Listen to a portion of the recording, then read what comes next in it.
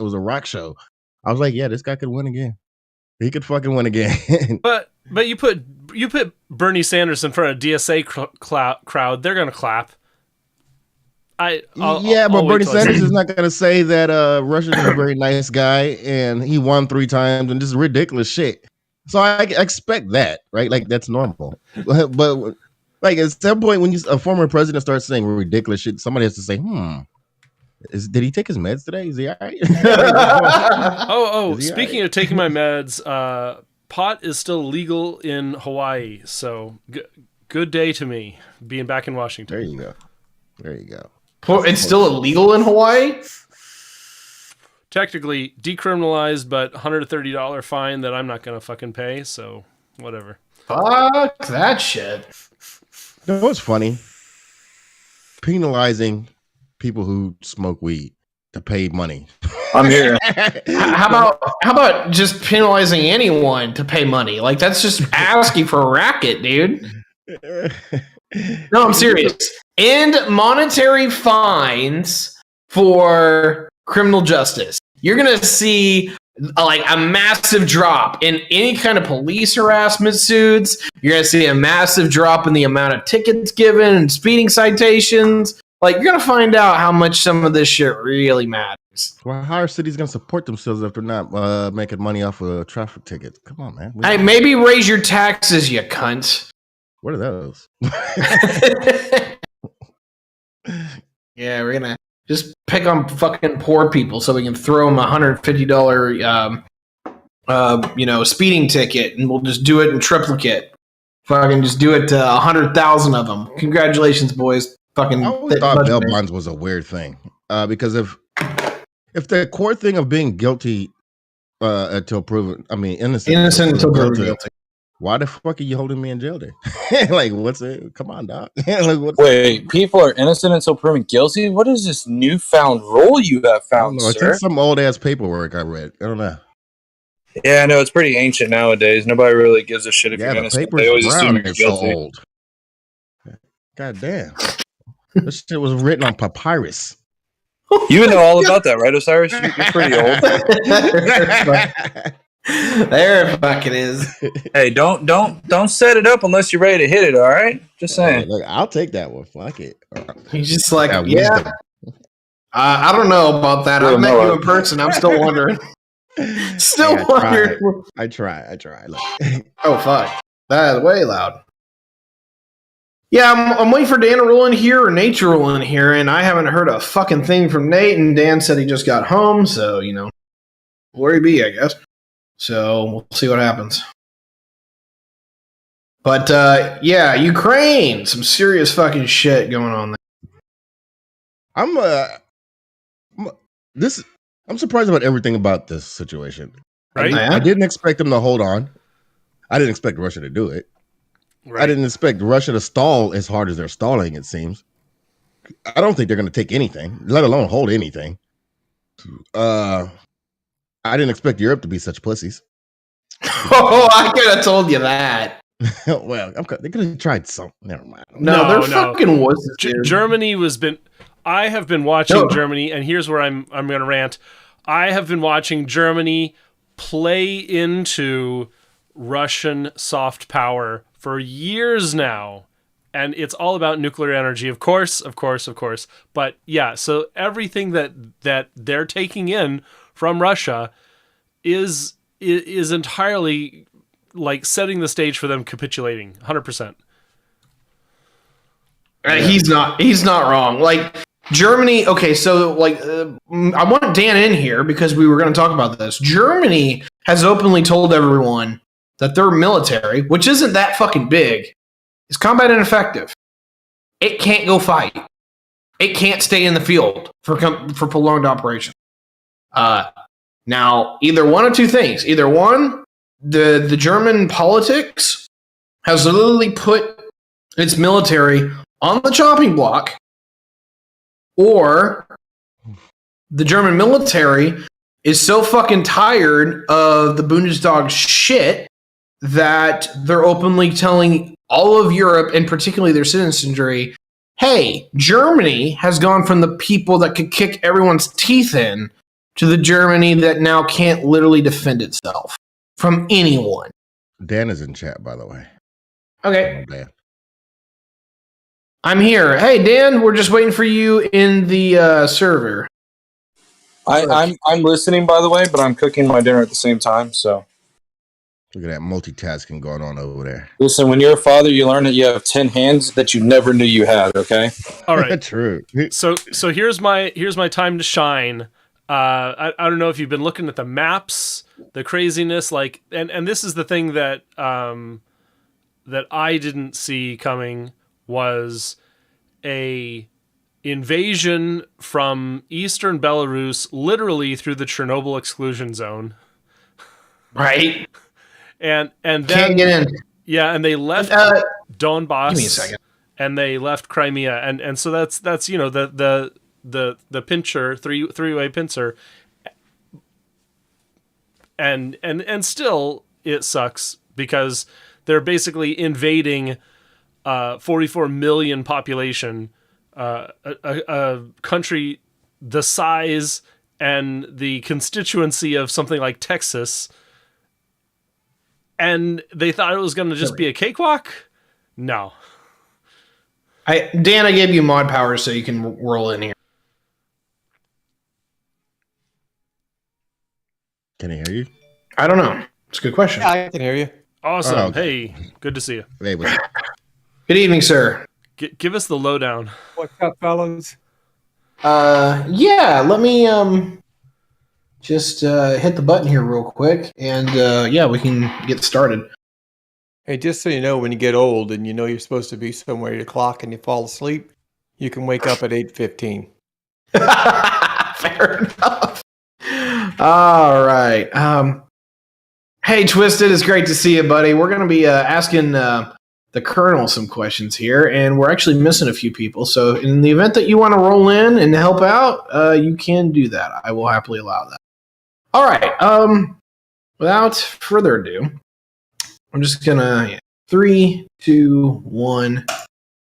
Good evening, everyone, and welcome to a Geopolitics Mask Off kind of special episode. I'm going to split this into two. But anyway, long story short, I want to give a quick Ukrainian update to my viewers. We've been actually doing a video pretty much every day on this, just giving a quick thing. But if you haven't already checked him out, Colonel Dan 11 on Twitch streams about 5 hours every day now, putting in some serious content time for you guys.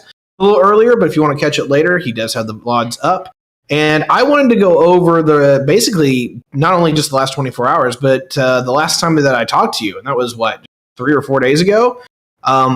Literally, I talked to you 24 hours before the invasion began in earnest. And now it's been, what is it? This is technically the start of day 4 over in Europe. Day 3, day 4. Holy crap! So I want you to, or if you will, I'll give the information I know, and then you can set us straight from there. The information that I have is that, 72 hours ago, Russian forces moved into Ukraine in a full combat operation comprising of somewhere in the neighborhood of 8 divisions. But these are mechanized forces here for the United States, and maybe enough for a light infantry airborne division out of that. They have attacked from 3 different vectors, one through the Chernobyl exclusion zone from Belarus, another one from the area of Kursk within Russia, and another one within the area of Rostov, Georgia, or within Russia, excuse me.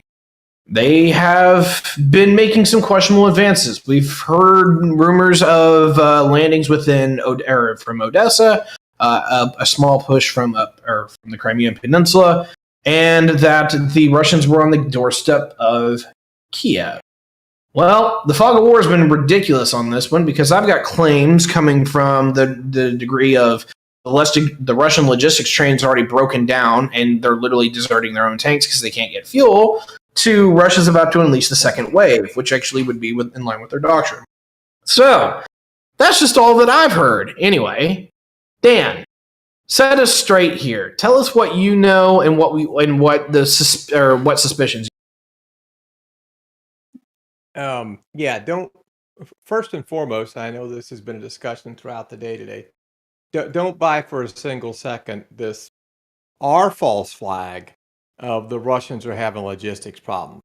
They haven't traveled for 300 or 400 miles with a logistics train that's been built for the last 7 months since, well, hell, longer than that, 10 months since April.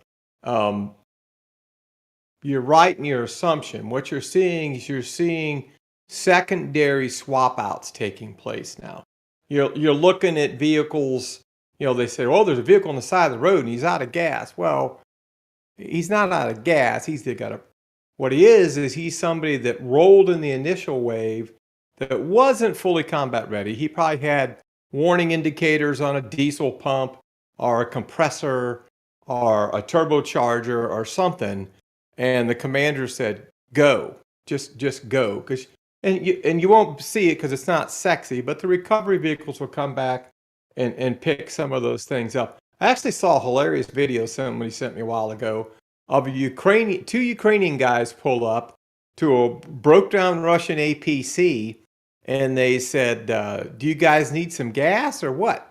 And the Russian guy laughs sitting on top of the thing, and he goes, I can pull you back to the Russian border if you want. I can give you a tow. When you're mixed up against each other and you're not shooting each other, you can have some brevity like that. But don't fall into this logistics issues crap. That's us. We talk so much crap about other nations, false flags, and we do the same damn thing. There is no logistics problem with them. They're doing a rotational swap out based upon what they've encountered initially. And if you watch the Russian border tonight, the big tanks are rolling now. I mean, you're not seeing that many APCs crossing the border into Ukraine. You're seeing the tanks in much larger numbers come now. So they're doing a swap out. Do they have logistical issues? You can't move 100,000 troops who have already had all their equipment in a training status and a readiness status sitting somewhere without having issues. But that doesn't equate into, this isn't some Battle of the Bulge movie where, the Nazis are out of gas, bullshit. Don't buy any of that. Here's their issue, and I talked about this on my stream at noontime today, and we got into a pretty good discussion about this, but I had to wait for a couple old friends to chime in this morning. But it is interesting to me that there are all the right indications that the Russians, in all of their doctrinal rearrangement, when they modified part of their Navy, they modified their missile program, they modified a lot of their heavy weaponry, they modified some of their schools, their professional military agent schools. But what they seem to have overlooked or didn't spend a lot of time in is, can you take a modern army, a conventional army, and go into a mountain environment in a large city? This isn't Aleppo. This isn't anything in Syria they played around with at the battalion level. This is a major front into a city that is 3 million people. And there's all the indications this morning. All my armor buddies are sitting there saying the Russians' high command still has the nightmares of Grozny in their heads. They're still worried about, you can't let the armor roll into a deeply urbanized environment without superiority in the air, which they have, but superiority on the ground. You have to protect the armor. And there's so many high rises. There's so many places that you can hide. They know the Ukrainians have pulled back a lot of their armor killing capability back to Kiev. They're going to, it's the Alamo. They're going to go back and defend the capital. So a lot of the stuff the Russians' intelligence is sitting there saying, well, wait a minute, we came through Donbass and we didn't see too many armor killers being shot at us. Where are they? And then the intelligence guys that are inside the city already, which you and I both know they've been there for forever. They've been there for 7 years. They're like, there's a shitload of it in the city. And so now the Russian high command is like, whoa. if they've pulled their armor killers back into the city, we got to be careful going into the city, because the last thing we want is the optics of Grozny all over again. And that's columns of tanks burning, not just one or two that are broke down, busted a tread, compressor goes out of some crap. They can't afford that. The other side of that coin is they're on a clock to take the capital. And I think there's a decision being made tonight to, if we can't delicately go into the city, send the troops in, send in the scouts, take them out of uniform, put them in clothing, let them run around the city and figure out where the opposition is, then we roll in hard. And we roll in hard aerially, because they do own the air now. But there's a reluctance to roll the armor in there. I think the Ukrainians have a lot of their armor capability in the city and Odessa. You're going to see them treat Odessa a little differently too. But this is interesting. This is, as much as they've modified themselves equipment-wise, some of their old school doctrine is coming back to haunt them again. And to me, that was one of the more curious things. That, and I am adamant, I'm just going to go on record with you right now, Tiberius. I did it earlier today. Mm-hmm. I am adamantly opposed to arming up civilians in a major city like that. That creates chaos, absolute chaos. It sounds patriotic. It sounds like, I'm willing to die for my country. I get it. But I am the coordinated force of defending this country. And if I get you running around the streets of this major city, and I don't know who the hell you are, and you're in civilian clothes, and you're carrying a rifle, and it's 2:00 in the morning, and my troops haven't slept for 3 days, and I don't have NVGs or thermals like the United States has on every troop that's out there, I don't know who the hell you are. And so this arming up the civilians easily and quickly creates a command and control chaos for the Ukrainian military. They got to turn this around. They got to wake up here real soon and box these people in and say, here's a piece of property. Stay here. Defend this piece of property. Here's your radio. Call me if you see anything. But these crazy Eddies running around like you see on the news right now, some guy that was a barber 2 days ago is now all of a sudden Rambo running the streets of Kiev. That's disastrous. And that's Zelensky did that for propaganda reasons, and he's going to get a lot of people killed. I'm afraid you're right. I want to turn next to the most interesting thing that I've heard in the last 24 hours, and this information largely came from you, so I want you to kind of deep dive into it, and that is what we heard out of Germany. The long story short of what I've heard, and Dan can correct us on this, is that Germany openly told everybody that they are combat ineffective. Yeah, they have military units, but they cannot sustain them in the field. They are more for show. And so there's a real question that I have. Number one, is this the German government falling on their heels because they just haven't believed in actually being a military presence anymore? Or is this the German army openly going, hey, you guys have a problem. You haven't funded us since 1991. We can't do shit. That 0.5% of your budget? Yeah, we don't have shit. So I'm quite curious what you think it is. If you think it's the politicians just being like, oh, look at us, we don't even have a military, or if it's the military is just pissed because they have a job to do. Well, look where the message came from. It came from the German High Command. Mm-hmm. And it came at a time almost within hours of the initial NATO meeting, right? The NATO had their big powwow yesterday. Just before the powwow, German High Command comes in and says, we're combat ineffective. Now, I'll tell you this. Germany as a military for over 20 years now has been slowly drawing down the size of its footprint in NATO level exercises. When we did Europe Defender this summer, the German footprint for that was the smallest we've ever seen. And I told you the story 20 years ago. I saw the Luftwaffe going to Holloman Air Force Base in New Mexico because they weren't allowed to fly supersonic over the German soil because it was environmentally damaging.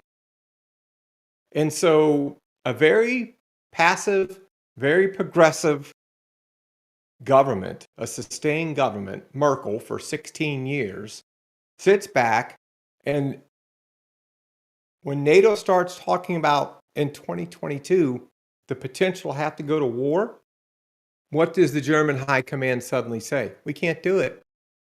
Well, I mean, the full force integration of Germany into NATO operations would probably be a challenge.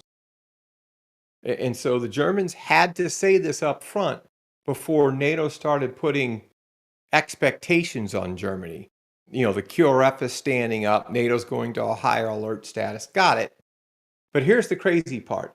If Germany's telling the truth, and I believe they are, and you've got the Turks who make up this, they're the second largest component to NATO as far as force providers, second only to us, and the Turks have made it black and white.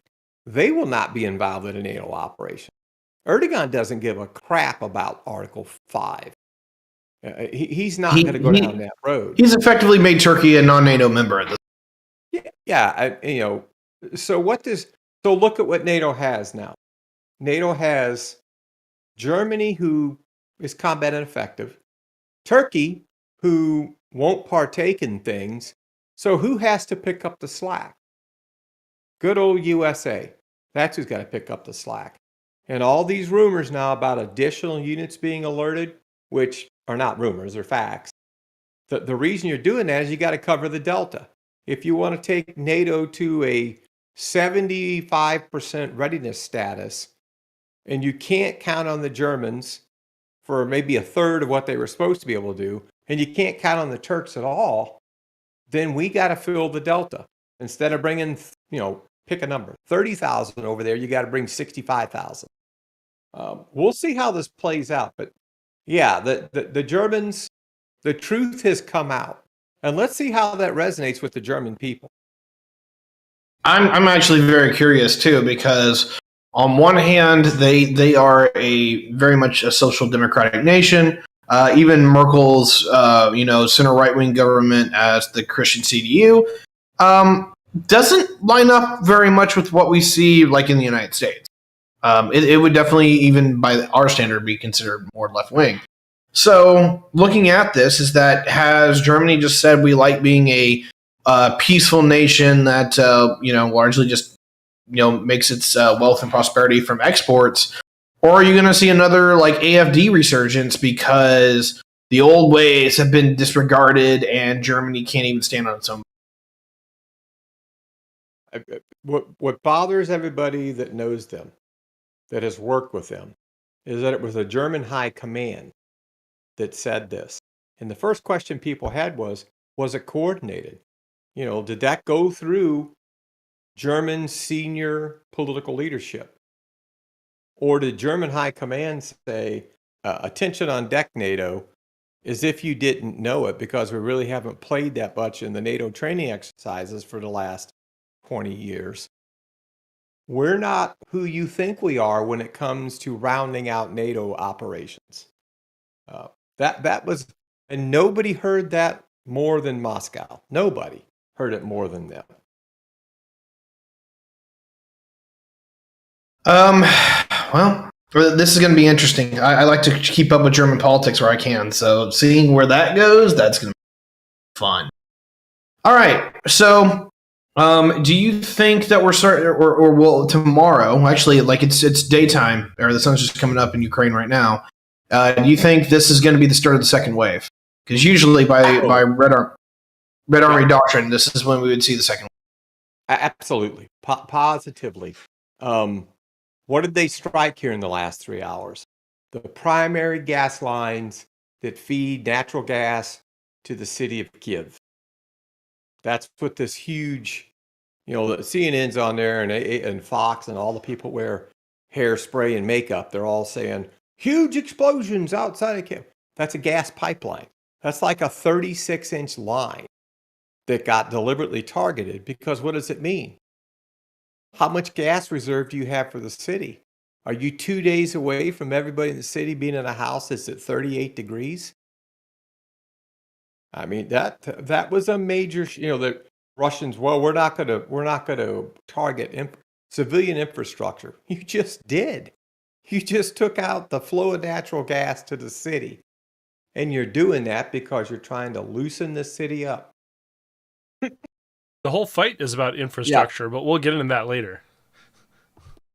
Yeah, we were going to have our friend Nate stop by and ask Carl some questions. Carl is a nuclear advocate for nuclear energy. We'll get into that when we talk about Chernobyl, because I know he had a question or two that he wanted to trade between you two.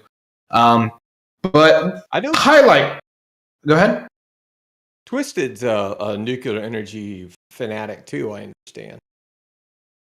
Yeah, which we haven't heard. Pretty savvy about nuclear power plants.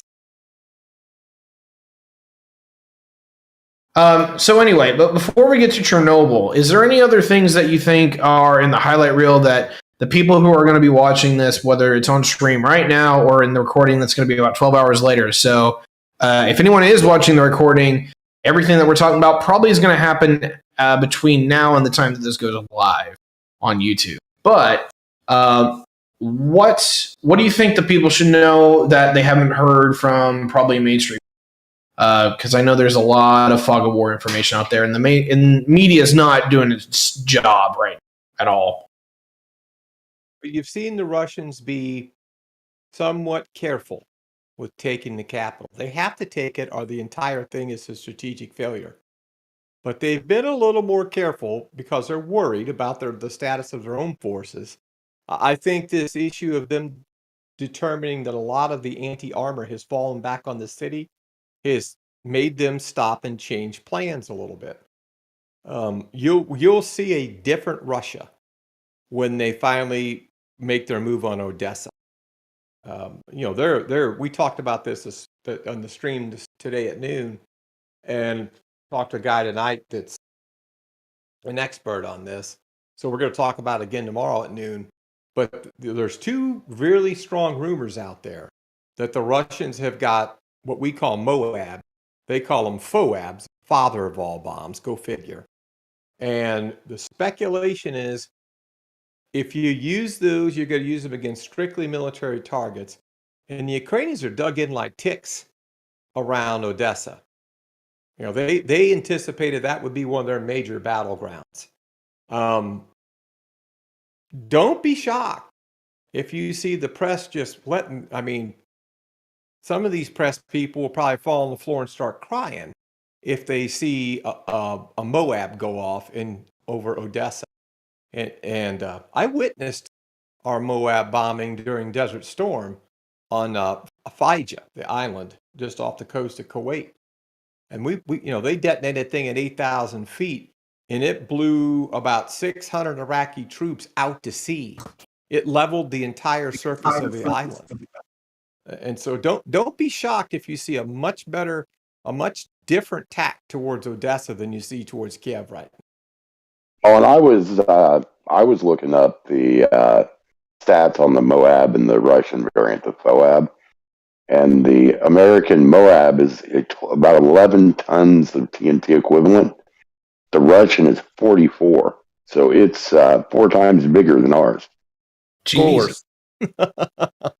We got a treaty against nuclear weapons. That's why we move. Yeah, just make it as big as a nuclear weapon. Hi, Doc. Without radiation. Yeah. But I mean, I just thought that was a curious fact. They deliver theirs in a heavy bomber.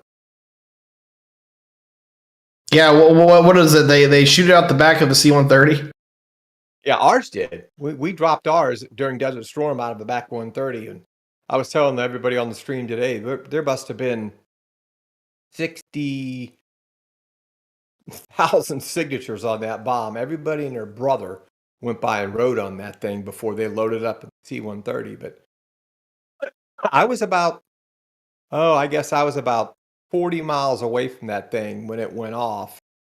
And not only did the flash look like a nuclear flash, but the shock wave was like a nuclear shock wave. And so if the Russians use one of those for the first, who knows, 10, 15 minutes, the media will probably completely freak out and talk about a nuclear strike. Nuclear weapon. Yeah, they'll freak out. They'll absolutely freak out. They've got to get onto the story that the Russians may use one. Two. Hell, the claim is they're getting two ready. So we'll see. But the storyline right now is the capital. The storyline right now is the Russians have to shift tactic to take the capital. Taking out the gas line that keeps everybody warm. That's a big move. Tomorrow morning when people wake up, they're patriotic, but it's 34 degrees in their apartments. There's a difference. Right.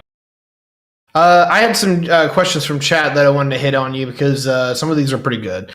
Number one, what do you think is going to happen to Zelensky? Did you say you were hitting on me? Yes.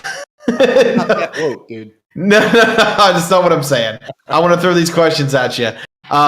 Number one is, what do you think is going to happen to Zelensky? Excuse me, I can't talk today.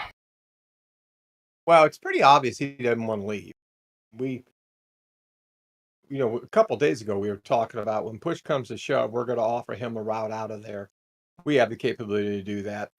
The Russians just want him out of there. We could easily backdoor talk to the Russians and say, we'll get him out of there. That's all you really want in the long run anyway. But he doesn't want to go. He doesn't want to go right now. I get it. But if he stays in the city, their propensity to find him is still pretty hard. I mean, that's a big-ass place. Looking for an individual in a city like that, you'll have to get some snitches to make that work. But taking the capital is one thing.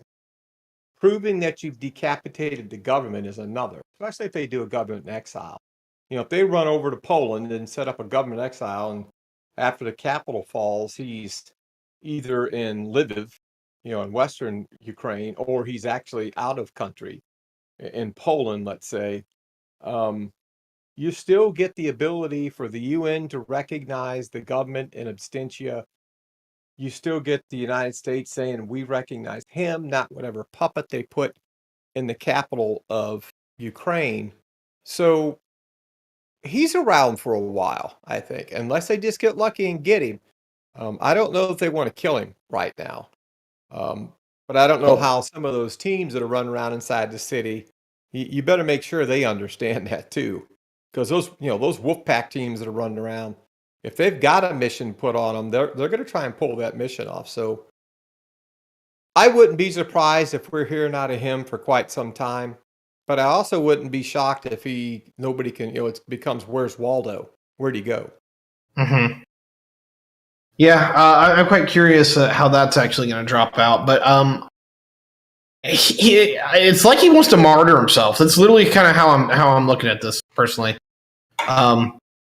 Next, does he or do you think the capital's going to fall? And I think it's just a matter of time.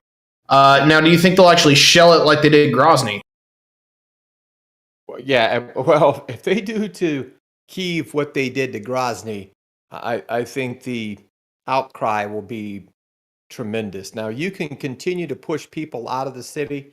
If you watch how they did Aleppo, they pushed about 85% of the population out of Aleppo before they leveled it. Grozny, they warned the people in Grozny for 3 days.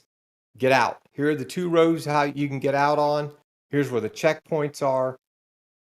Leave on these 2 roads. Go to the checkpoint so we can figure out if you're a rebel fighter or not. And they gave the city about 72 hours to get ready. And it also gave them time to get all the artillery ready. Then when that was done, they shelled that thing like a barrage in World War I. That's pretty visual nowadays in the 21st century. They've got a plan to take that city. And that plan was slow to unfold because they became hesitant because of this issue of armor. But they'll make the adjustment and go in there. They will take that city. Now, how much destruction comes in it, that's hard to tell right now. All right, fair enough. Next, and this one's pretty good. What is the NATO response going to be to this? Beef up, sit still, beef up. You know, like I said, we're the ones that have to cover the gap now. Instead of sending 7,000, we end up having to send. We got to make up for Germany's ineptness. We got to make up for the Turks not showing up. The Brits will cover some of the gap in all of this, but no, you're going to beef up. We're going to do exactly what we're doing right now. You're going to beef up your capabilities a little bit. NATO is not going to deliberately do anything, but I warn you, and I keep saying this, when you get ground units in contact distance, if the Russians have to come to Western Ukraine to, let's say they want to take Lviv, if you're going to take the country, you're going to have to take that city where everybody's working out of right now. Now, we'll move out of there as they start coming that way, sure. But the more forces you get on the ground in an AOR, and the closer they get together, the higher the propensity is for a mistake. And the scenario I drew today was, we're going to send another $300 million worth of gear to the Ukrainians. Biden announced that today. Well, you got to get it there. Can't fly it in. Airspace is closed. You got to get it there. You got to drive it in. You got to drive it in from Poland. You got to drive it in Romania. You got to get it in there. And in the process of getting in there with it, if something happens to it, and something happens to that movement, you've got to know a whole new scenario now. So we have to be very cognizant of mistakes. And we are. The United States is very good at avoiding that. Now, the rest of the people over there with us, that's the danger zone. You know, to me, the Poles are the drunk brother-in-laws at the Christmas party. You just know at some point in time something's going to go wrong. I worry about close contact, sustained force operations. That it's hard to get around that. Okay, I definitely get that.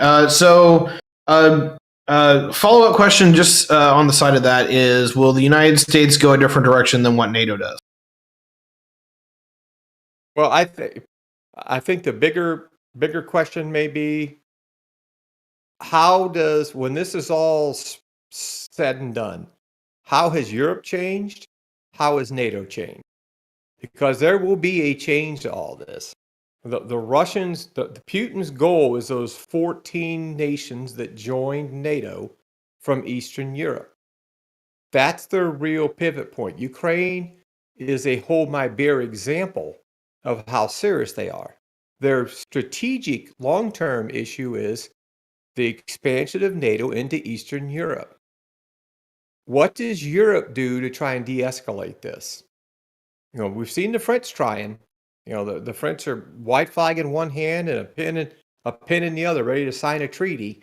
But the bigger question is, what does Europe look like? What does the NATO alliance look like when this is all said and done? Because I think that's a geopolitical.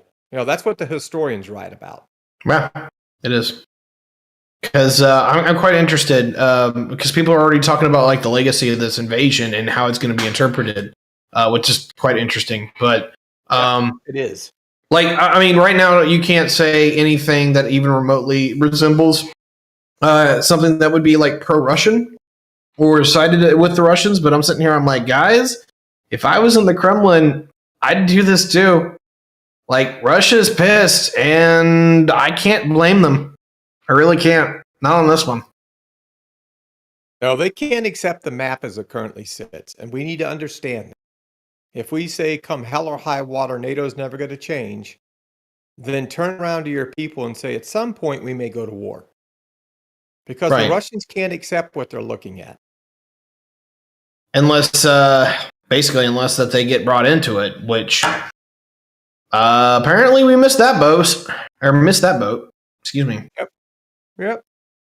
Now, is there any way to change that, to turn that around, or is it long too late at that point?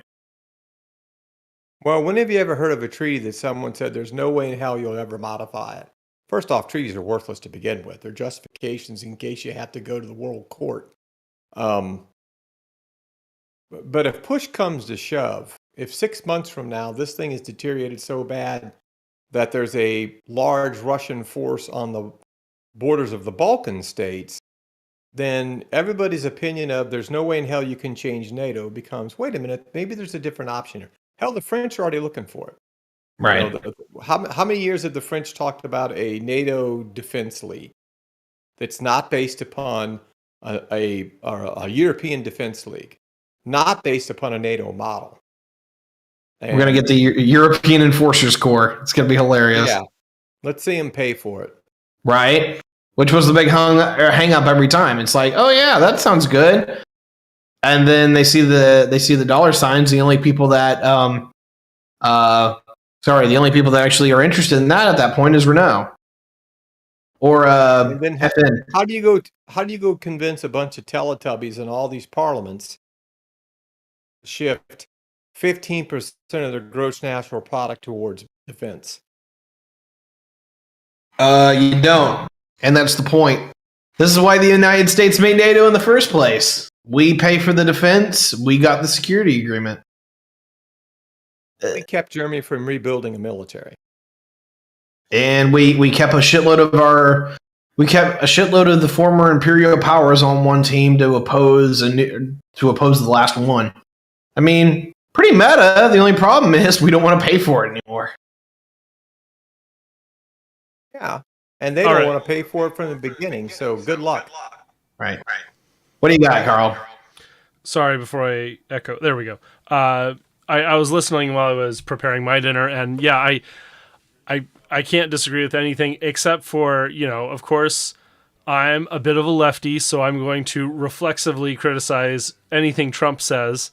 And this whole talk about defunding NATO, it's kind of like, you've got a mass transit system, a train, or like a commuter train.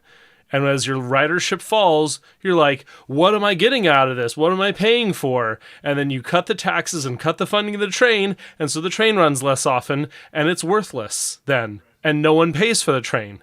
If we're the biggest beneficiaries of NATO, if we don't pay for it, and it's not there when we need it, then we're really not going to pay for it, and it's gone. And so this is like the idea of defunding NATO via America. It's freaking ACAB for the right. It's freaking defund the police for the right. Well, yeah. And I'll tell you, and you and I will probably agree to one point on this.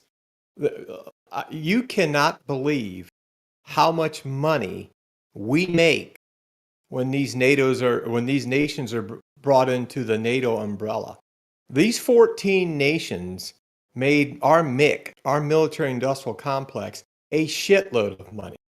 Now, these guys can't afford what it costs to convert their militaries to meet NATO standards. So if you go look at the paper trails of the NATO agreements, and I was involved in one with the Czech Republic, we give them our money, they buy our shit. So you come to the company store, and you have to buy all of you're not going to buy equipment from Japan or Russia or China. You're going to buy our equipment. So you get to be a member of NATO. We're going to loan you the money, and you're going to buy our shit with that money. Like I said, it's like the old company stores after the Civil War.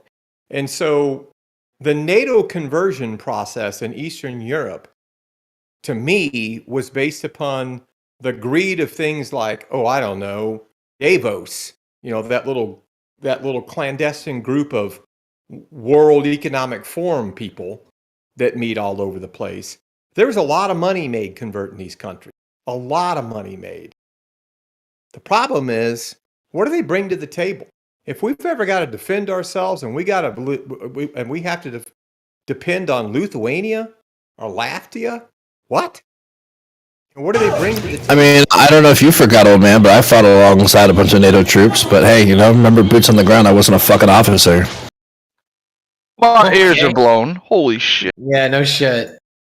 Okay, so... Was that General LeMay? That was General LeMay. Yeah, everyone in chat is thanking you very much, General LeMay, for that. Well, I'm glad I got to wake everybody up. Good job. Anyway,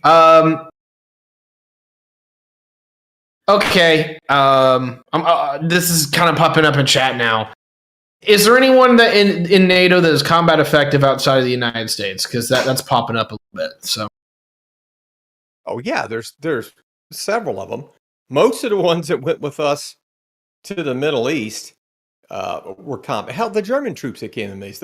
The first set of Germans that sat foot with us in the buildup in 2002 in Kuwait were Germans, but they were the very select. I mean, Germany sent us their finest of the finest.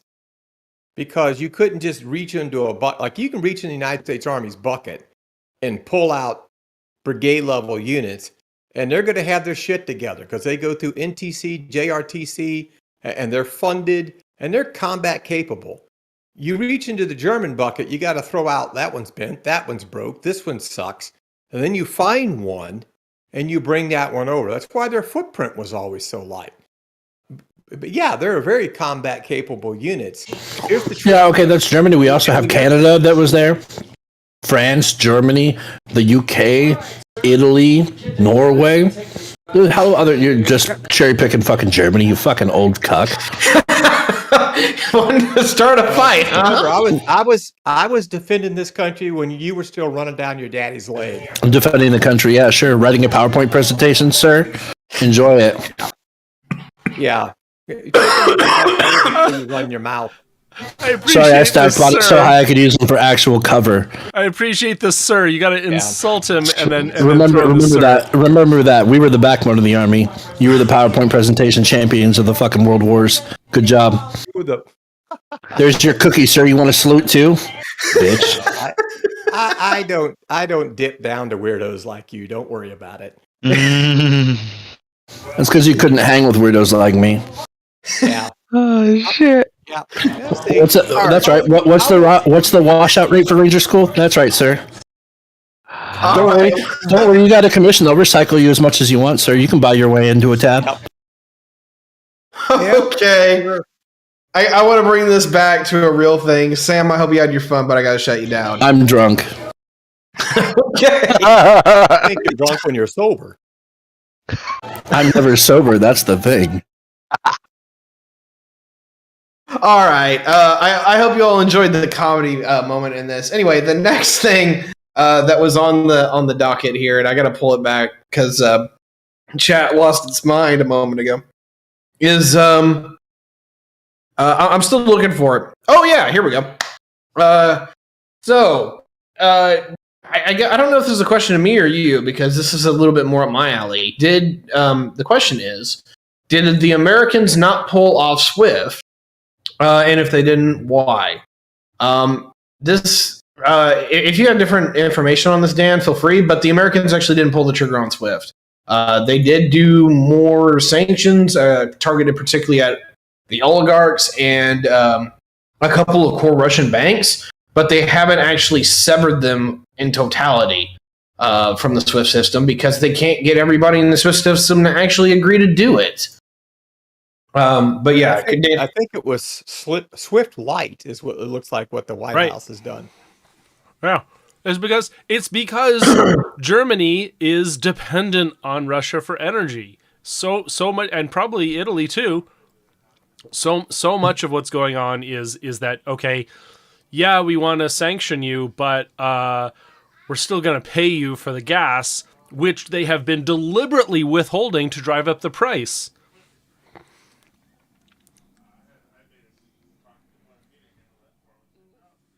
So yeah, we're buying 500,000 barrels of oil a day from the Russians.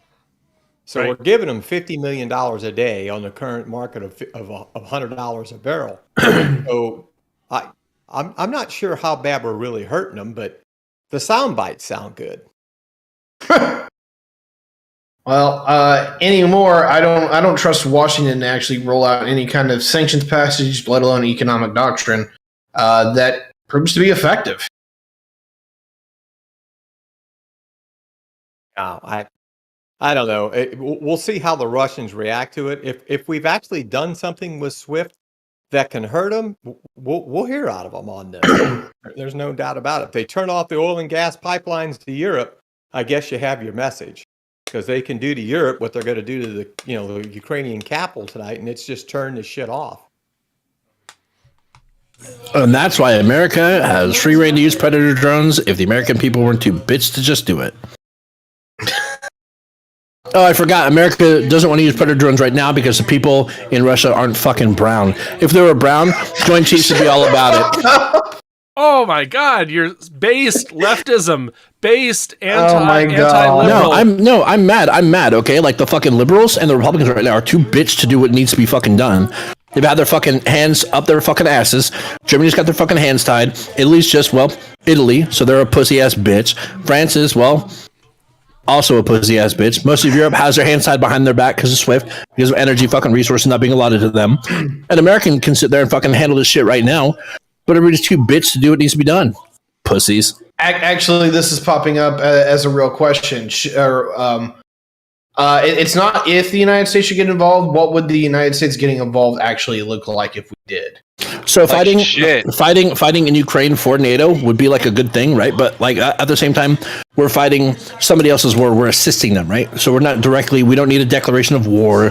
We don't need all that shit, right? If we were to go pop off in Russia proper, right, on their soil, right, president can make an act of war that has to be then justified by the government. I don't remember the time frame, but who gives a fuck? Like, he can initiate acts of war. Cannot declare war, but he can initiate acts of war. Remember that talk, Tiberius. However, I don't know if the government, if Congress can, fucking pull their fucking testicles out of whatever locker they put them in and fucking, grab their balls, bring them into the fucking floor and justify it. Because, if we were to be okay with a preemptive invasion of Iraq based off of, non-actual facts, we should be able to fucking actually stand up like we did to Iraq in the name of Kuwait, right? Kuwait asked us for help, and we fucking carpet bombed Iraq for 30 fucking days. Heard some great music. It was great. Watched some great footage, fun. Then we hands across America for most of Iraq, making sure what was hit was good. We can do the same thing. We can just fucking, Ukraine asked for our help. They want to be an ally. Let's put our money where our mouth is, and put bombs on Russians. Hearts and minds. Just not the Russians. Hey, Tiberius, do you mind if I propose a larger, meta question here? Seeing that Ukraine is kind of on the eyes of, for whatever reason, all of Americans, and I'm sure there's a bunch of reasons that we can name that, but nonetheless, every American seems to be tuning into this for probably because of the whole World War III meme going on. Anyways, I'll cut to the point. Do you think that this is going to play into the midterms? Since the midterms are already going on, and with the Ukraine stuff going on, how do you think that's going to affect the midterms? Because it's going on right now. I can just simply knock that one easily across the field and say, of course, this is going to be a midterm issue. Like there is no way the Republican Party is not going to just call Joe Biden a weak president that let another nation get invaded, even if they didn't they were going to do the same fucking thing. But I do want to return this back to Dan in the regards of, Dan, if the United States were to get involved, not necessarily if, but if they were to, what would that look like? Well, the Ukrainians sent swarm boats against 3 Russian missile frigates in the Black Sea in the last 24 hours. The Russian side of the story that they're bitching about is that the overhead imagery from the UAVs was being provided by us. So their statement is that we guided this swarm boat attempt against 2 of their missile frigates. We did that. That's a kinetic support issue. And how big of an issue have they made about that right now? They've said it. They've made the statement about it. We've not said a thing about it. If we did that, and we openly did that, I go back to my point about you can have all the wild young men wanting to, go out there and let's bomb this and let's do that. But once that shit gets underway at this level, this isn't some distractive operation somewhere. You're talking generalized warfare if that happens. And there's nobody in this room that knows what generalized warfare is. And so we've got to be careful. What is the definition of support? So my answer to you, Tiberius, could be, let's refine what support means. Because today the Russians said the example was, we guided Ukrainian swarm boats, much like the Iranians do, towards their missile frigate. Does the public care about it? I don't know if they even know about it. Is that another indication of a creep towards something worse? Could be. We've got to be real careful on what we define as support and what the Russians define as support. Okay, this is actually a question for me, and that is, do you think within short order we're looking at the Russians eyeing down the Baltic states next?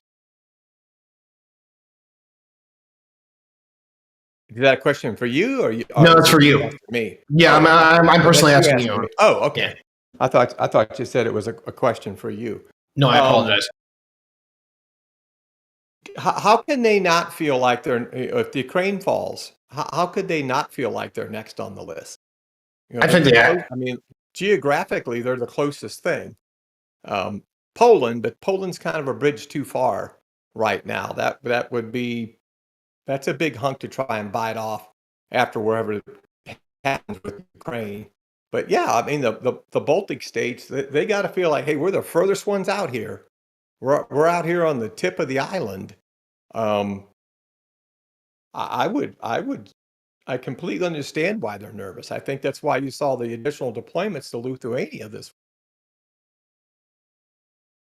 So the real question that I have, though, is do you think the Russians are willing to pick a fight with NATO countries directly after this engagement is over? Because I can't conclude that they're not, and we haven't even heard from the Finns and the Swedes yet. But like the fact that I don't see them not joining at this point. Yeah, and that's what the Russians are focused on. They focus on the Finns and the Swedes and the issue of them potentially joining. They've made a very strong comment several times since this whole thing kicked off about Georgia.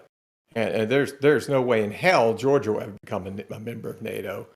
So they're probably going to try and focus on those that might want to join, because they're sure not going to allow any more expansion of it. They can't. Their credibility is gone if they do that. So Finland, like you said, Finland, those guys that aren't in the club yet, yeah, they're probably not coming to the club anytime soon. There's no way the other real part of Western Europe puts themselves under threat for the sake of somebody way the hell up there on frozen tundra. Paris isn't going to risk Paris for Finland. Right. So not only do you think NATO is going to refuse if they join, or they are asked to join, but do you think the Finns aren't going to ask at all just because they think that they would get hit? Yeah, I bet that's a huge discussion amongst the Finnish government. They're probably quietly backdoor talking to us and everybody else, but to the Finnish people, is that a conversation they really want their government to have with somebody? I don't know. I haven't seen anything about Finnish. What's the Finnish population sentiment on all this? I don't know. But it's got to be a pretty hot discussion. I bet it has. And I'm as much as Finland is interesting to me, which is one of the most active militaries still left in Europe, it's the Swedes. Because the Swedes don't have a direct border. They can piss on the Russian Cheerios because they effectively shut down the Baltic Sea if they join. And something I just noticed really interesting, sorry to butt in, about Finland. Sure. They reduced their electricity demand for natural gas down to 2%. Maybe that's because it's still spring and it's still pretty cold, but this is pretty low in terms of their installed capacity. So maybe they're reserving gas, or maybe they've got some strategic payments going on. I don't know. Just idle speculation. Yeah, that is interesting. I mean, that kind of tells you what they're thinking about. Okay. few other things from chat that I'm just looking over real quick. So for everybody thinking that Russia's going to use nukes, you're retarded.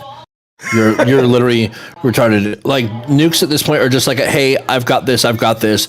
Mutual like dick measuring contest. Like, don't, or I'll call my fucking 75 cousins, bro. They're never gonna fucking do it, right? Plus, if America launches nukes, if Russia launches nukes at America, most of the countries are gonna fucking wipe Russia off the planet. Plus, if America's gone, nobody's holding Israel on their leash. And Israel just no, that's the biggest threat to Russia, because Israel would love to do nothing but have their leash taken off by America being gone.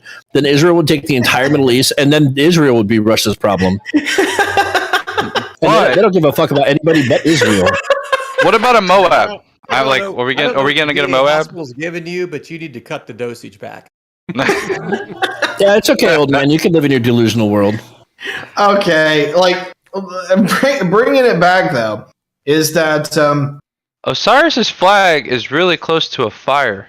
The fire is not real. That's a TV, jackass. Oh.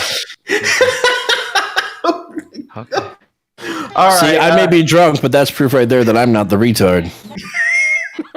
I have Asperger's, thank you. I'm very. I called it. See, I know it when I see it.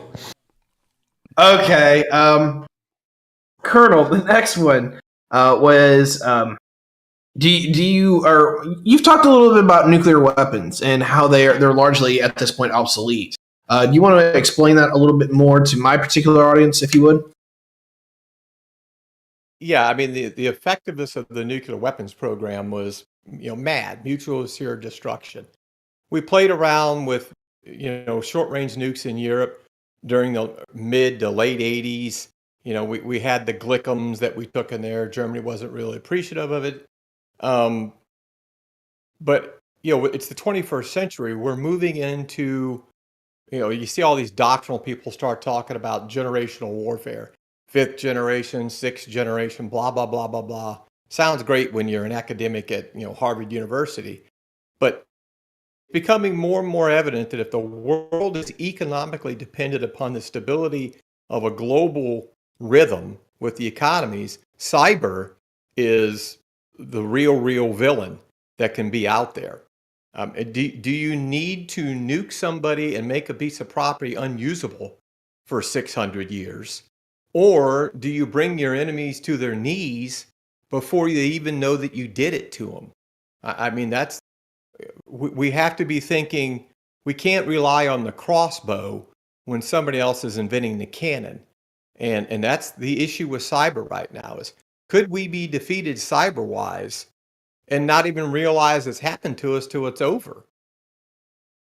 And if so, what is the allure of having the nukes if I can defeat my enemy in another realm?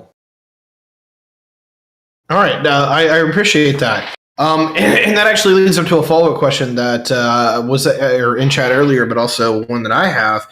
And that is, we haven't really seen the electronic shutdown of Ukraine like a lot of people expect. The fact that the president is still alive, the fact that he seems to be able to communicate to the wider world, but also to his own citizenry. A lot of people thought like the Russian super hackers were going to literally shut the country down. And I've heard literally everything from the fact that they just haven't turned out to be a thing to the fact that Anonymous is supposedly having a war with them. I was about to say, because the actual super hackers of the world started fucking with the Russian super hackers. So Anonymous and Lulzsec and 4 other groups have banded together and started fucking with Russian hacking networks and hacking groups, including their fucking government. Took half their government websites off the fucking line and just started fucking with their infrastructure. Also, Anonymous has distributed... hold on, I have pages of this open. This is what I was reading earlier.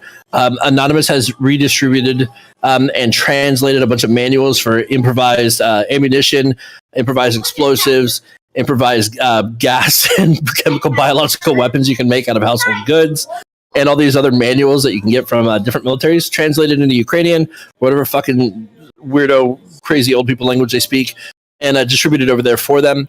They've also distributed out small satellites like the Verizon satellites so they can get internet via Verizon's cell phone access. And they've been dropping them off sites there. I don't know how the fuck they're getting there. But Anonymous says, if anybody remembered what happened with the uprising in Egypt, where Egypt shut off the whole internet for like the country, and Anonymous was like, bitch, watch this. And started running like Wi-Fi hack towers. They were going out there. I know they were war driving as well, taking over access from other people's networks that were still up government-wise, and then hijacking them with Wi-Fi pineapples. I know Carl knows what I'm talking about. So they were hijacking government networks that were still on, and they're doing the same thing right now in Ukraine and to Russians as well. Dan, have you heard anything about the cyber operations from the more military side? Oh, it's almost a persona non grata conversation right now. But what's interesting to me is it's communications. And if the Russians aren't doing spectrum denial on the Ukrainian military's communications and its civilian communications, and you and I talked about this the other day, that is curious that we're going into day 4, and you still have very good civilian communications in the country. Now, if I want to collect on what you're doing, and I realize that a lot of your units out there in the field are just using open network, some of these people are on their damn regular old cell phones, and I may want to leave that network open so I can figure out what you're doing. The other side of that coin is you have to keep the people running west, because Putin's real weapon right now is this weaponization of mass migration to the west. Nobody on the other side of the Ukrainian border wants to be babysitters for 5 million people. Nobody. 2015 proved to you that Europe may dance the Teletubby dance, but they don't like it when people show up that they have to take care of. It almost crippled several of their governments. It almost changed the government in Germany. And so if you want to keep the people moving and keep them spooked, then you may need to leave their communications capabilities open. You may need to allow them to keep sending pictures to each other of a Russian tank outside grandma's house, because that makes people say, okay, I'm hauling my ass. I'm getting on the train. I'm hauling ass to the west now. But the communications part of it, Tiberius, I think is interesting. I don't know if it'll stay up. There might come a point in time where the Russians don't want it to stay up. If you remember, our second aid package to the Ukrainians last spring was a very complex communications network, our military communications network. And so we were trying to prepare the Russian or the Ukrainian high command to be able to continue to communicate. So that you're right. It's a weird thing right now that we haven't seen the things that most people were predicting were going to happen. And the one I hone in on is the communication. They're still allowing everybody in the country to talk to each other. And I find that interesting. So to follow up on also that, there's videos of the front line where they weren't even using newer technology. There's multiple videos from the front line now where they're using old hardwired radios in the trenches on the front line so that their communications cannot be fucked with, hacked, or like brought into. They're literally having old, like, if you remember the old cable dogs, they're having people run cables like half a mile in a trench on repeaters, running old, like, hardwired communications from one end to the other so that Russia can't fuck with them. Like, the new technology, fuck that. Like, the Ukrainians are just like, fuck this. This is like the Soviet era broken ass technology, and they're utilizing it to fuck with the Soviets in the first place. and it's kind of funny. Literally fuck with them. We didn't send them enough to outfit their entire military. We probably only sent them enough for high command. Other than that, everybody else out in the field, they're wiring D batteries into a fucking prick radio somewhere. But yeah, I don't know. They're not chasing the spectrum like I think a lot of people expected them to. Well, when I saw the package, right, weren't they giving out like the high command or whatever? Weren't they giving like the PSC-5, like the Spitfire SATCOMs, or were they giving like stuff like Singars and Embitters? No, I didn't see the nomenclature of it. What I saw was the depiction of basically a bunch of experts, Pentagon experts, saying that we need to provide them with the ability for high command and control to be able to communicate without the Russians disrupting it. Yeah, I think that's why. I think what we gave them was PSV Spitfires, because they're running off of the American SATCOM network, which requires our handshake, the ComSec, rather than Singars, which you can locally hack. If I remember, I don't remember everything they got, but I'm pretty sure I know they got Spitfires, but I don't know what else they got. And no, not the plane, Spitfire the radio. not the stupid plane. The poor bastards over in Donbass, they didn't get any of it. They didn't get shit. Yeah. A lot of people are kind of curious as to what exactly you're talking about, Sam. So if you want to provide any details. The ANPSC-5, it's a satellite radio that we use in the military. SINGARS is what we have in our vehicles, and an MBITRS runs off the SINGARS like a piggyback, where it's it's like a little radio we could carry on our bodies. That had like me, I had my antenna whipping through the back of my body armor. It's a shortwave VHF UHF radio. And then you had, those require you to be in like proximity to like OE254 antennas or repeaters or these big whip antennas on the Humvees. Whereas a PSC Spitfire was a satellite radio with a large electromagnetic antenna, like one of those fat, weird, wonky antennas, and just talks to via satellite like a cell phone on a secured network, rather than a shortwave broadcast radio. All right, thank you very much. Looking back through my chat, I apologize. I was trying to keep this one bookmark and I lost it. Okay, here's one interesting one. If Russia gets 500 tanks to Kiev tonight, is it over for Ukraine? Interesting that it's 500, but yeah. If you can get the armor into the city's in trouble, but you better be able to defend that armor. Oh, so this is something that I actually have from a pretty reputable source. I'm quite curious to hear if you have heard the same thing. And that is one of the things that one of the things about the Russians that has been quite interesting is the claim that a lot of their forces are reluctant to dismount from their BMPs.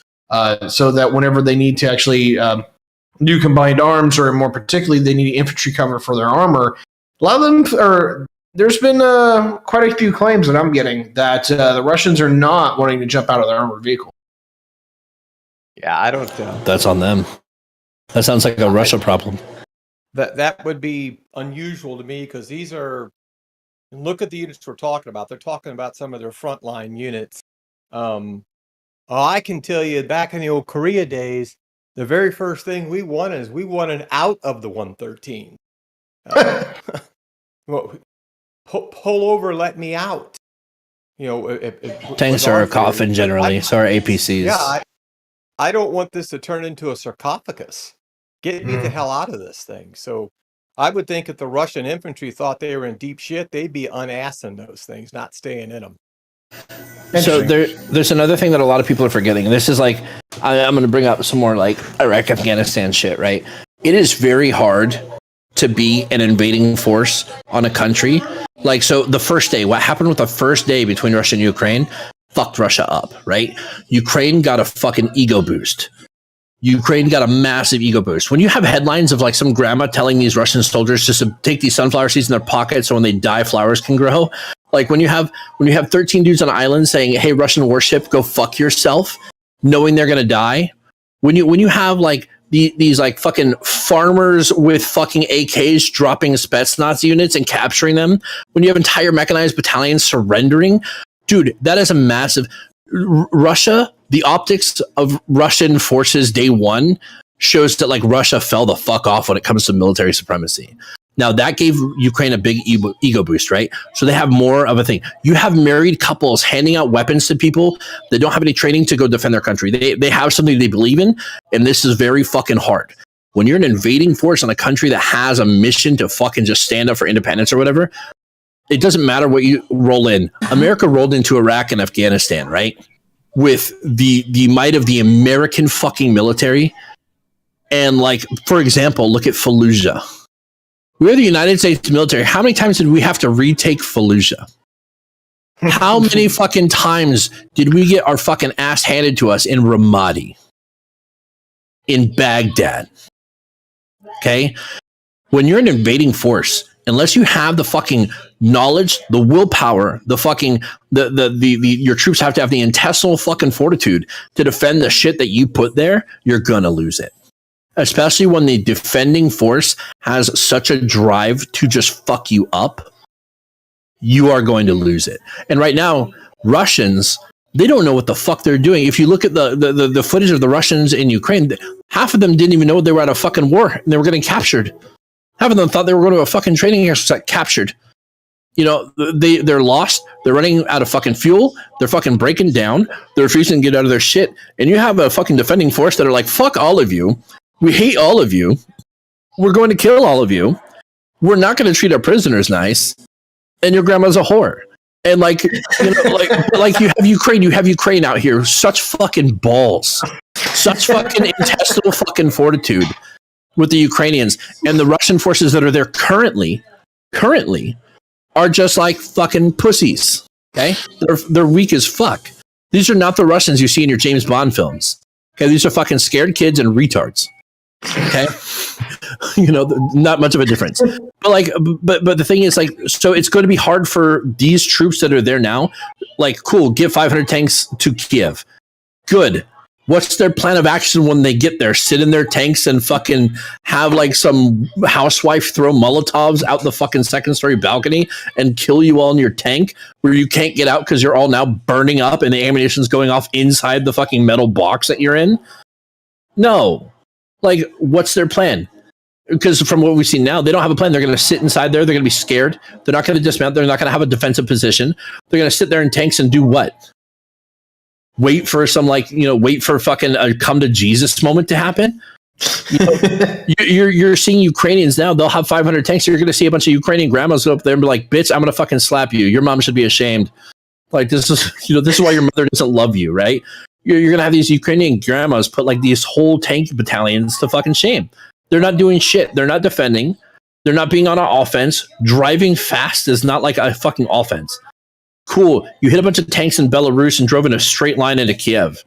What is your plan now? Nothing? Because what we've seen so far is nothing. Russians have fell the fuck off. Fuck them all.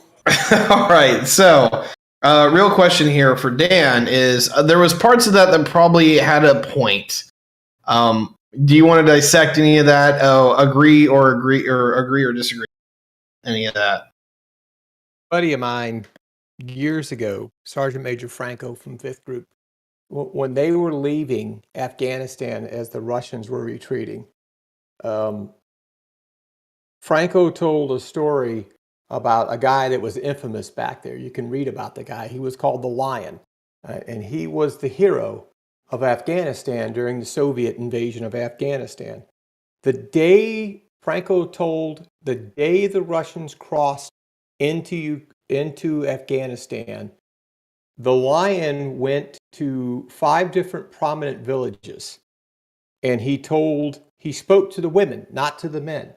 And he told the women, start having boys, start having sons, and have as many sons as you can, because we will fight this invader for generations. That was the resolve of the Afghanis when the Russians showed up.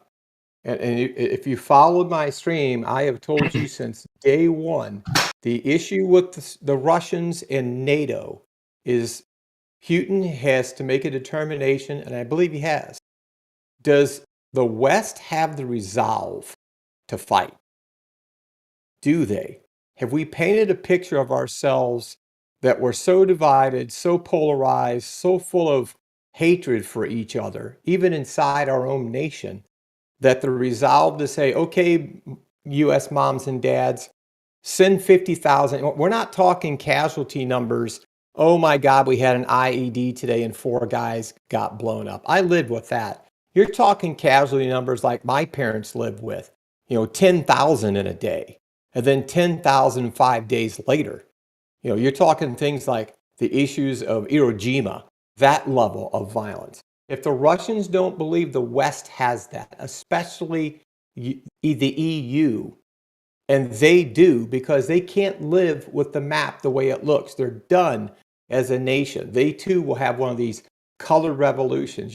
Tiberius, you and I have talked about one of the most fascinating things about the Russians is, what is the post-Putin Russia? What does that look like? And so if there is resolve on the Russians' part to force this map to change, and we don't have resolve, who ultimately is the winner in this this bigger issue. Ukraine is a distraction. This Ukraine thing is hold my beer while I show you what have the resolve to do. Now they've screwed up, because I agree with Samantha in the fact that the Russians have gone into the Ukraine, and civilian mass casualties, whether they want to admit it or not, has been an issue for them.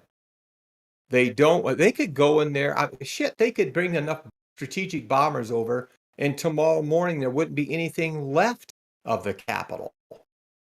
And so I don't give a shit who has a Molotov cocktail or an AK-47. You look like Grozny 24 hours later. But it's apparent they don't want to do that right now. And that gives the advantage to the Ukrainians. That's not in the plan that they put together. They're having problems, because lo and behold, the Russians are casualty adverse. Like we're casualty adverse. You hand the American public 10,000 dead in a day, and you want to see a march on DC. Holy shit. Well, 2019, Chinese admiral goes to a business meeting, and what does he say? All we need to do is sink 2 carrier task force in Asia. We sink 2 carriers in the South China Seas, and the United States is done, because there's no way they'll fight a war where they lose millions of people. Not for Asia, they won't do it. And so resolve becomes the issue here. Do the Russians have the resolve to crush the Ukraine, or are they going to try and do this and minimize the civilian deaths? And if that's the mode they're in, they're going to struggle, because the Ukrainians don't want to give their land up. So is it going according to plan for the Russians? Nope. And what's the truism of warfare? No plan survives initial contact with the enemy. Well, they've done it. They've had initial contact, and they better start changing their plans. And the capital is where they have to show a change. If they can't take the capital, they're done.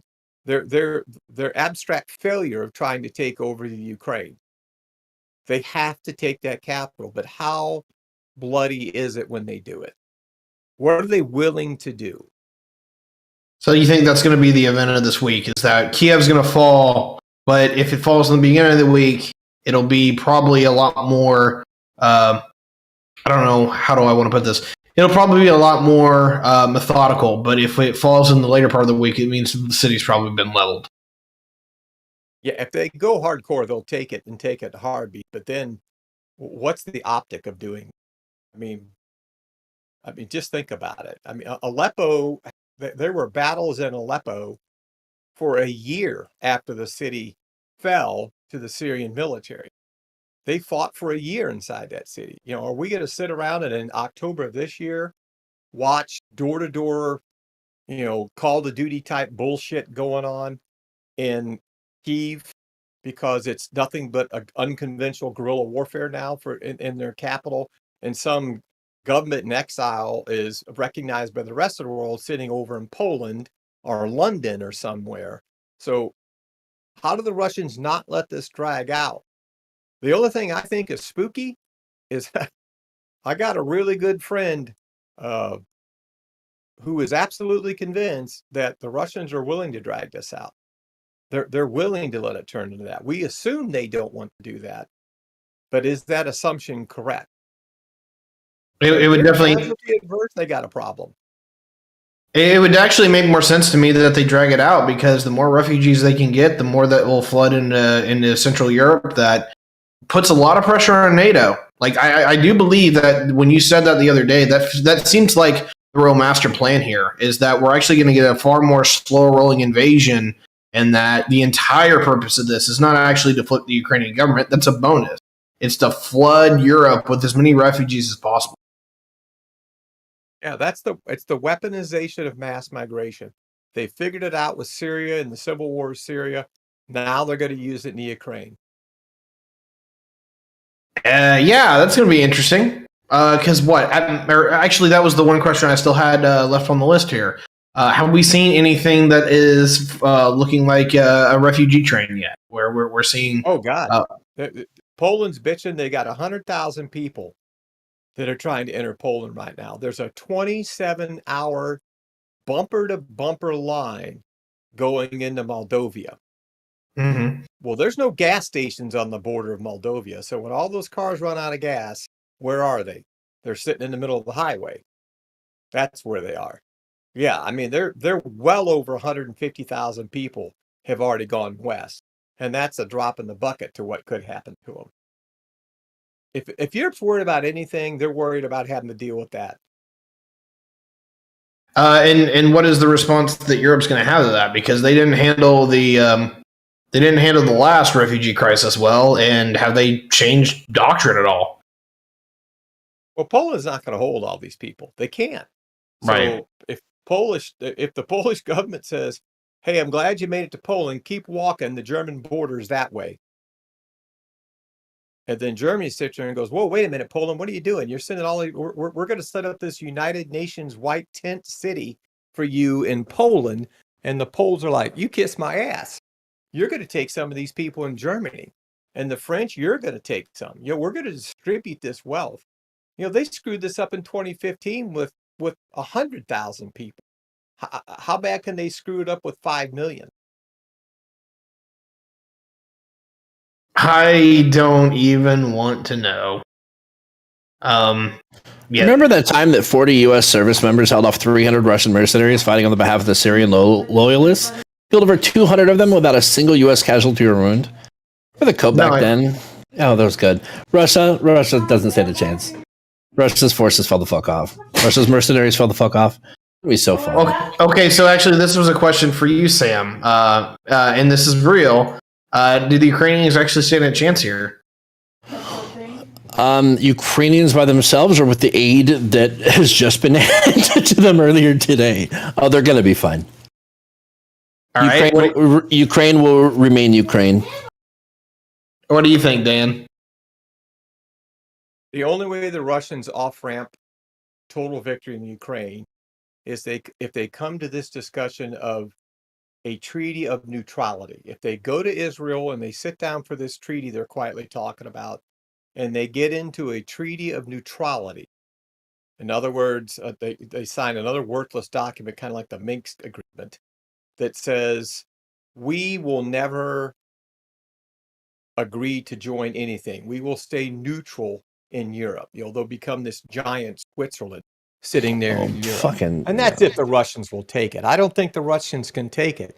The Russians already got fucked. China pulled support for Russia. China just literally put they cut Russia off from financing. China, of all people, said fuck you because China didn't want to be held accountable for appearing like they're backing the Ukraine invasion. So China, India, and the UAE. They cut them off from financing and 30% of oil, gas. China's giving up and all this. They cut them off from two of their minor banks. I trust Moscow before I trust Beijing. I know where the hell Beijing's trying to go. They're going to honor their oil and gas contracts with the Russians for another 18 months. They've already said that. So they're paying the Russians, $1 billion a month for the next 18 months. So when Beijing opens its mouth, I don't have fear. No, most of the Chinese public banks limited financing to purchase raw materials from Russia. Yeah, but that's not the part of their system that they purchase Russian gas and oil from. It's like what Biden just did. We're going to sanction, but we're leaving. No, Biden's a cuck. We left a loophole in our sanction that allows Europe and us continue to buy Russian oil and gas. Chinese just did the same thing. They mimicked what we just did. Okay, we just did what you did. And so I don't equate that to pulling their support. No, you have string pullers. You have other string pullers. The fucking Rothschild family. I hate to no. Stop. No, this is not like a joke or a meme. The Rothschild family literally told the UK today, the government, save Ukraine or we lose. They literally sat down and had a letter. They wrote to the members of the British government, giving his view that Vladimir Putin is the most dangerous man since the defeat of Hitler, was usually being a close second. Explained that Ukraine is an essential piece that we cannot afford to lose. In the geopolitical chessboard, the heir of the Rothschild family argued that Russia must be excised from the international banking and economic system. We must bring Russia to its knees. through any means possible to send a strong signal to the Chinese and to protect our global system of norms and liberal values. Literally, you have the Rothschilds now jumping in and telling the government that. Fuck, the Chechens got fucked today by Ukrainians. Yeah, everybody thought the Chechens were going to be a fucking strong hand of the Russian invasion. They got fucked. Their general got fucking cucked. Headshot. You have a Russian army major captured by Ukrainian troops and then crucified. That's pretty fucking based. You know how fucked Russia is. You know how bad Russia looks optically to the rest of the world. Somalia, motherfucking Somalia, right? Imposed sanctions on Russia. Somalia. Jesus Christ! How fucking bottom of the barrel of a piece of shit do you have to be? Where Somalia is like, you know what? You're a bad person. You know, fuck what we've done in our history. Fuck Mogadishu. No. But here's where you're a bad person. These sanctions in the global south, in developing countries, in Asia, in Africa, this is basically a signal that, okay, we know all y'all are trying to colonize, economically colonize us with resources, aka means of production, material needs. So argument there. Anyways, but so they're basically like all of our economies, US, Russia, Europe, China, are trying to carve up Africa as the economic future of growth outside of Asia. And so, if they get sanctions from Africa, they're basically losing out of more of the pie in Africa. Dan, what you got there? I think the Russians have written a detailed enough plan that unless they did not anticipate some of this sanction operations against them, they've built into the plan the workaround to get around this whole sanctions issue. I'm pretty damn sure we could have sanctioned the shit out of the Nazis in 1939. It wouldn't have made a damn bit of difference. So I don't know. I don't want to try and win a war on sanctions. And I don't want our adversaries to think that if they try and push us into a war, we're going to throw a bunch of paper from Wall Street at them to punish them for what they're doing. I don't know that really works. I know for the people that don't want to have kinetic warfare, it may sound like a logical answer, but at some point in time, you get past that. Neville Chamberlain came home and said, "Peace in our time. Look, I've got this piece of paper." It didn't mean shit. World War II happened anyway. So I don't know. I don't put a lot of stock in the sanction story. Everybody's got their loopholes in it already. Europe's got their SWIFT loopholes. We've got our loopholes. Everybody gets a loophole. And through those loopholes, the Russians still make money. The Chinese are 18 months committed to buying Russian oil and gas. I think all this sanction shit is just, it's a nice dream that it would work, but I can't see the Russians saying, well, we got to get out of the Ukraine. We got to leave, man. These sanctions are just killing us. I don't see it. We're too far into this now. All right, fair enough. It's pretty much all. I would also like to point out that the old president of Ukraine, right, even came out and that guy was a Putin puppet, right? Like Putin's hand was so far up this dude's ass, he pulled strings more than I did at Twitch Politics for 2 years. But this dude even came out and said fuck you, Putin, right? You have Zelensky, right? Like a fucking Chad on the streets dropping videos like he's some rapper on some Twitter beef saying drop your location, here's where I'm at, pull up. He's literally out there hey, come snatch this chain, YouTube bitch. While Putin's hiding in some fucking Kremlin office that is with his fucking 25-foot ceilings and gilded fucking curtain rods, okay? What a fucking pussy-ass bitch.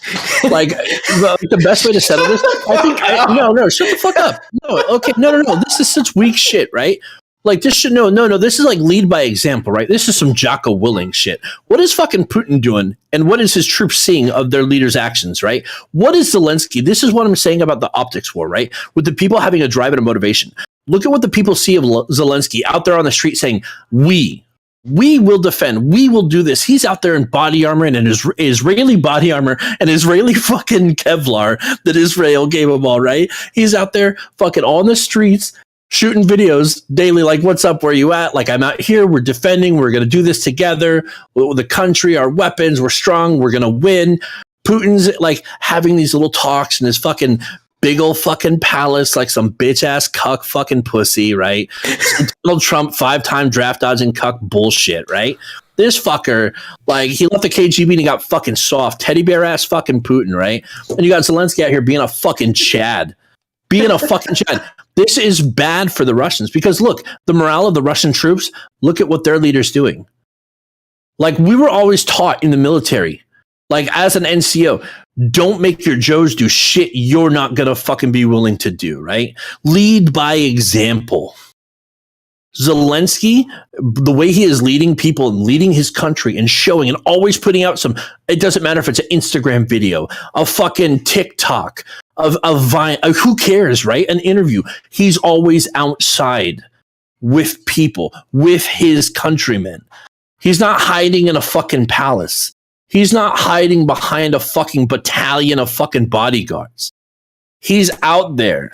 Like, what's good? Pull up. You got this. And then Putin's like, hey, yeah, let's go meet in Belarus. Oh yeah, like Zelensky's dumb enough to be like, yeah, Putin, I'll meet you in Belarus and go missing like all your fucking political opposition for the past 20 years, like a fucking Clinton casualty. It's gonna fucking disappear.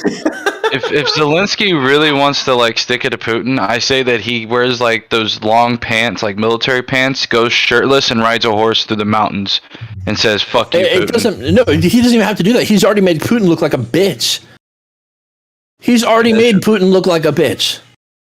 Dude, that 23-year-old named Vlad on Snake Island that said, hey, Russian warship, go you fuck yourself, already made Putin's like a warship, knowing he was going to die. And he's like, yo, suck my dick.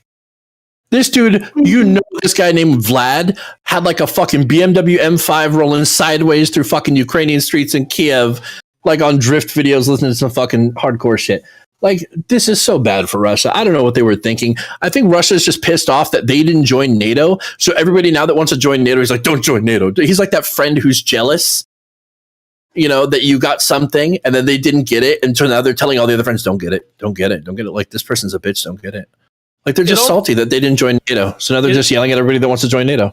It almost feels obvious that, you know, this criticism of NATO and then action justifying NATO. So I got two ways around it. Either it's a giant unforced error, or it's a feint, or he's trying to get the West to escalate, or, you know, it's all an op and Putin and Biden are best buddies and they plan this whole thing ahead of time. All terrible ideas. Yeah, so I don't think they win this by sit down and like some neutrality bullshit fucking puts agreement. There's no point in neutrality. Like, Ukraine should not take neutrality. This was an act of aggression, and like the only deal that Zelensky should take would be sitting across the table from Putin while Putin puts a fucking 45 in his mouth. That's the only agreement they should take. All right. I'm hot. Yeah, no kidding. That was some massive memes, but unfortunately we're out of time this evening. Dan, I want to thank you for being the spotlight of the party as usual, but also taking some of your sweet time to actually come chat with us, because we, you know, some of you enlisted and the rest of us being civilians, we are honored by your presence. And Twister, you still here, buddy? Says he is, but he's muted. You know, I'm just eating stuff in my face. Gotcha. Anyway, I appreciate having all of you guys here, kicking ass, taking names. I know a lot of y'all sit in the background for this one, but Dan knows the stuff, and I like when you guys let the experts talk. Always appreciate it. We were looking to have Nate Dowland on tonight, talking energy with our good friend Carl. Nate kind of just disappeared, said he had to be with the in-laws. And we all just kind of went along for the ride. So I really appreciate it. This has been an hour and a half of content. If you really like what we're doing over here, you guys can always help us out. You can subscribe here on Twitch. You can help us out on the PayPal, Patreon, all those other things that are down in the links below. Without further ado, we'll catch you next time. See you guys later. I would just like to remind you all that I know that Patreon and all them cut off funding for anything in Ukraine. However, you can still support people in Ukraine. There are many, many amazing fat-ass women with OnlyFans accounts that you can subscribe to.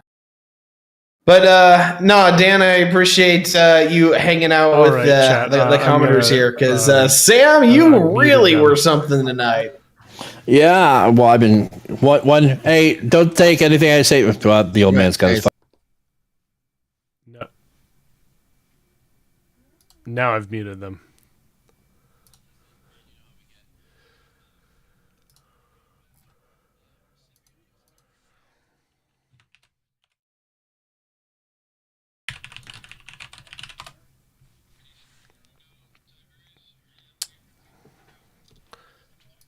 I've muted chat.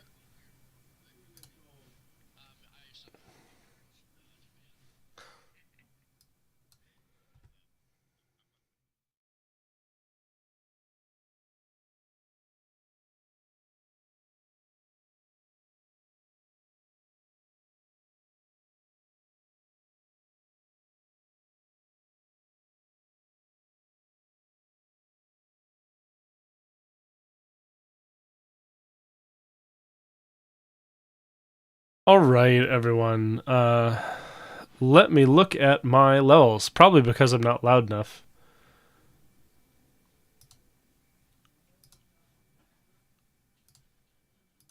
Let's see. All right. I just have to project. That's what it is.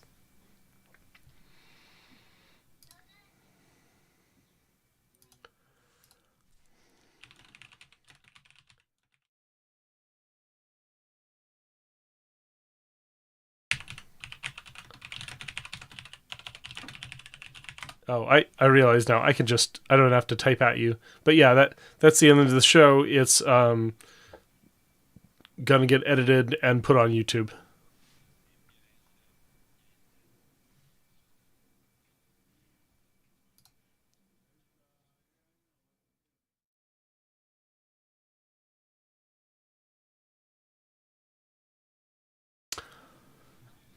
Well, you know what? I think I'm just going to end the stream. So thanks for stopping by, PyProd.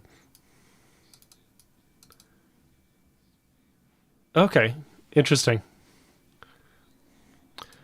Yeah, I just got I had a red eye flight today, so I'm pretty tired. So I'm gonna end stream. So thanks for stopping by. I'll try to stream more next week.